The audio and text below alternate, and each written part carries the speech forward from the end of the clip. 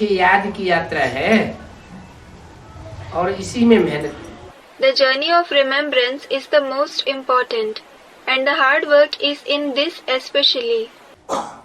इसको कहा जाता है गुप्त मेहनत। This is called hidden hard work. क्योंकि अंदर अंदर से याद करना होता है। Because you have to remember within. मुख से कुछ बोलने की भी दरकार नहीं है। ऐसे नहीं शिव बाबा शिव बाबा शिव बाबा बोलते रहो। There is no need to speak anything through the mouth either. It is not that you have to keep saying Shiv Baba, Shiv Baba, Shiv Baba. अंदर की याद चाहिए। There should be the inner remembrance. आवाज बिल्कुल बंद हो जाए। Your voice should shut completely.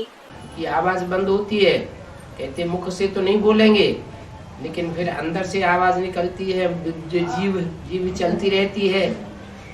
When the voice of someone shuts, he says, I won't speak through the mouth. But then the voice comes from inside. The tongue keeps moving. ये भी नहीं। Even this should not happen. कोई कर्मेंद्रिय की कोई भी हरकत न हो। There should not be any activity of any karmendriya, meaning parts of the body used to perform actions. ये अंदरूनी मेहनत है। This is internal hard work. तो मुख से कब शिव बाबा या शिवाय नमः ये भी कहना नहीं है। So you don't have to even say Shiv Baba or Shivaya Namah through the mouth. क्यों नहीं कहना है? Why should you not say it? क्योंकि बाहर की आवाज मन की आवाज नहीं है। Because the external voice is not the voice of the mind. मन की आवाज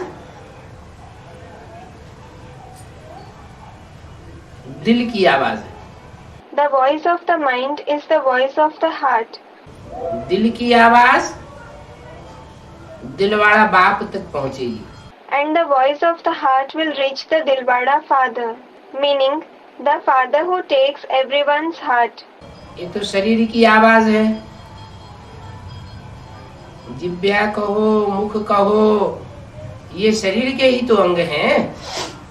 This, that is, the external voice is the voice of the body. The tongue or the mouth are organs of the body. गले से आवाज निकलती है। The voice comes from the throat, वो भी शरीर का अंग है। which is also a part of the body. Shiv बाबा को तो अपना कोई अंग अथवा शरीर है ही नहीं। Shiv Baba does not have his own organs or body at all. तो जिसको अपना अंग ही नहीं है, शरीर ही नहीं है, देह ही नहीं है, उसको देह से कैसे आकर्षित किया जा सकता है? So, the one who doesn't have his own organs and body, how can he be attracted through the body? देह से उसको आकर्षित नहीं कर सकते, याद भी नहीं कर सकते। He can neither be attracted nor remembered through the body. वो भी बुद्धि रूपी आत्मा है और हम भी मन बुद्धि रूपी आत्मा है। He is also a soul in the form of the intellect, and we are also souls in the form of the mind and intellect. तो मन बुद्धि रूपी आत्मा का मेल मन बुद्धि रूपी आत्मा से होता है। So, the soul in the form of the mind and intellect can have a connection only with the soul in the form of the mind and intellect. देह में बहुत मोटा ताजा हो, For example, if a person is very fat and healthy, और दूसरा जिससे उसका मेल बिठाना हो वो और बहुत पतला दुबला हो, and the person with whom he has to be paired is very thin and weak, तो मेल नहीं बैठता है ना। then they don't make a match, do they? जैसे को तैसा चाहिए। Similar ones are required. इसलिए बाप कहते हैं पहले देह भान भूलो। That is why the father says, first of all, forget body consciousness. मुख से बोला माना देह भान आया है। If you speak through the mouth, then it proves the presence of body consciousness.